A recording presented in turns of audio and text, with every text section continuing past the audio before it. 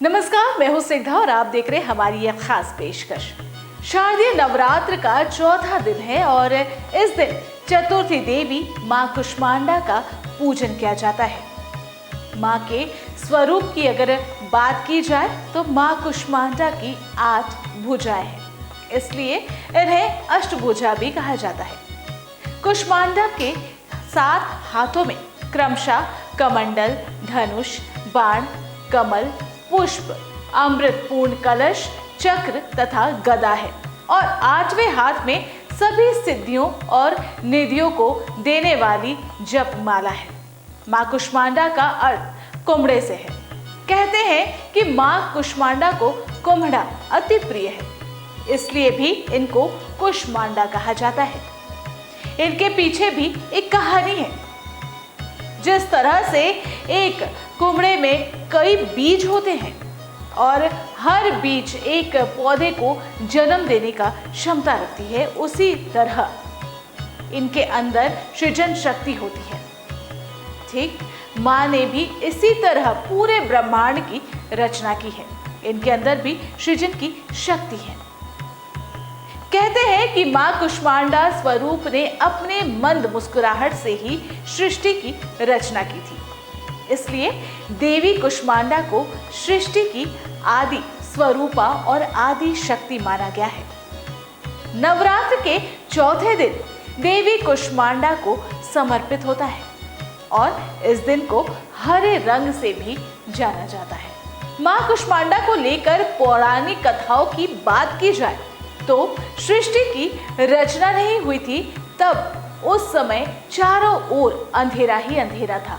देवी कुष्मांडा, जिनका मुखमंडल सैकड़ों सूर्य की प्रभा से प्रदीप्त है, उस समय वो प्रकट हुई और उनके मुख पर बिखरी मुस्कुराहट से सृष्टि की पलकें झपकनी शुरू हो गई। और जिस प्रकार फूल में अन्न का जन्म होता है, उसी प्रकार कुसुम अर्थात फूल के समान माता की हंसी से सृष्टि में ब्रह्मांड की रचना हुई।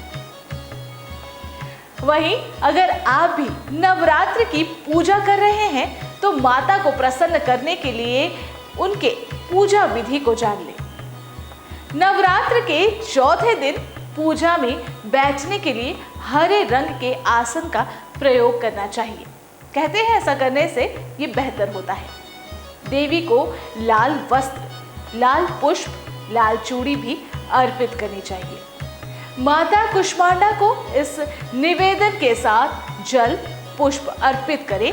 उनके आशीर्वाद से आपका और आपके स्वजनों का स्वास्थ्य अच्छा रहेगा और घर में बरकत होगी।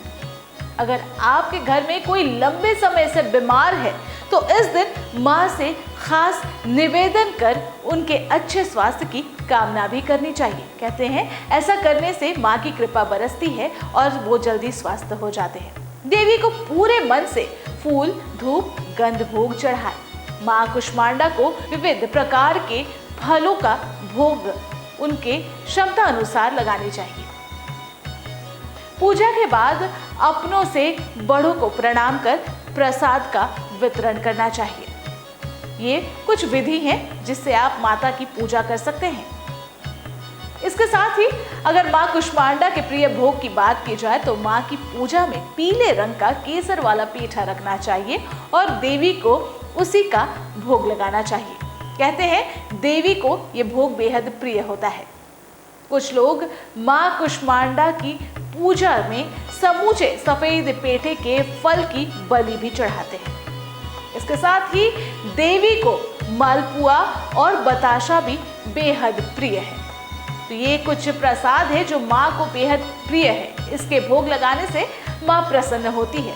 तो आप भी अगर करना चाहते हैं माता कुष्मांडा को खुश, तो इस विधि से करें माता की पूजा। इसी के साथ इस कार्यक्रम में दीजिए इजाजत। नमस्कार।